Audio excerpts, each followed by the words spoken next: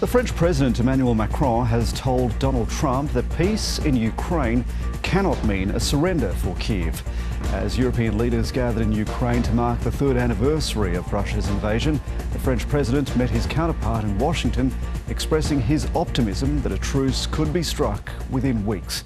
Europe correspondent Kathryn Diss reports from Ukraine.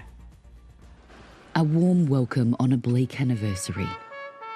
The leaders of Europe and Canada standing shoulder to shoulder with Ukraine, marking 3 years since Russia launched its invasion. Bonjour, mes chers amis. This is not a conflict Ukraine wanted, provoked, or asked for in any way. A free and sovereign Ukraine is not only in the European interest, but it is in the interest of the whole world.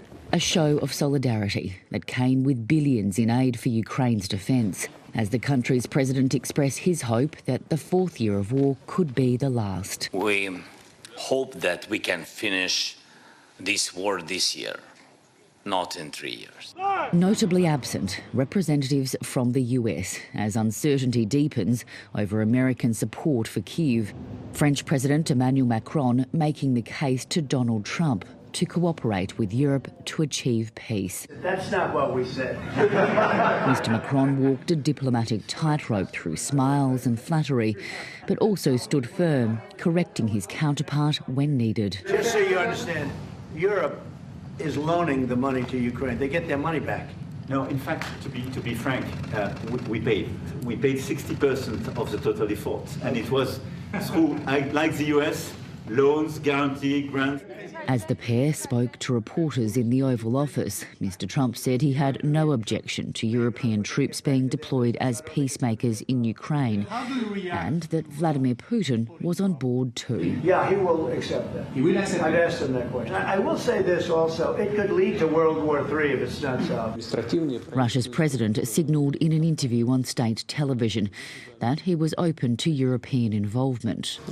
I see nothing wrong with this. Well, probably no one can demand anything here, especially not from Russia. If they want to come back, they're welcome. The seismic shift in foreign policy by the Trump administration has alarmed leaders across Europe who fear they'll be frozen out of peace talks as Ukraine grapples with shortages of troops and munitions.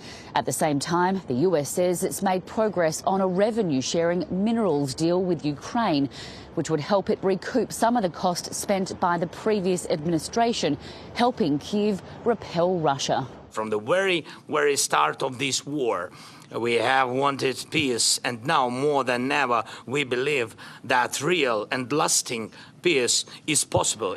Remaining hopeful on a sombre day for a tired nation. Kathryn Diss, ABC News, Lviv. And in another stunning turnaround, the United States has voted against a UN resolution blaming Russia for the war, instead siding with Moscow and splitting from more than 90 countries, including Australia. With analysis, here's Global Affairs editor John Lyons. The world is watching in real time as Donald Trump, now in complete control of America, threatens to tear up the diplomatic rulebook that's governed the relationship between the US and its allies for 80 years. In what would have been unimaginable just weeks ago, the United States is now siding with Russia against its long-standing allies to vote against a UN resolution calling for Vladimir Putin to pull his troops out of Ukraine.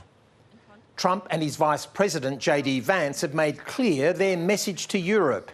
You will get no special treatment, and it's up to you to make an agreement at any cost which ends the Ukraine war.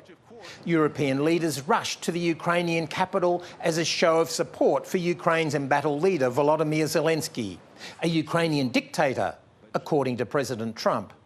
While they met in Kyiv, France's Emmanuel Macron entered the lion's den of the White House and turned on a masterclass in charm. Through it all, Macron kept hammering his theme: Europe needs US strength to keep Putin at bay, something that no US ally can now take for granted.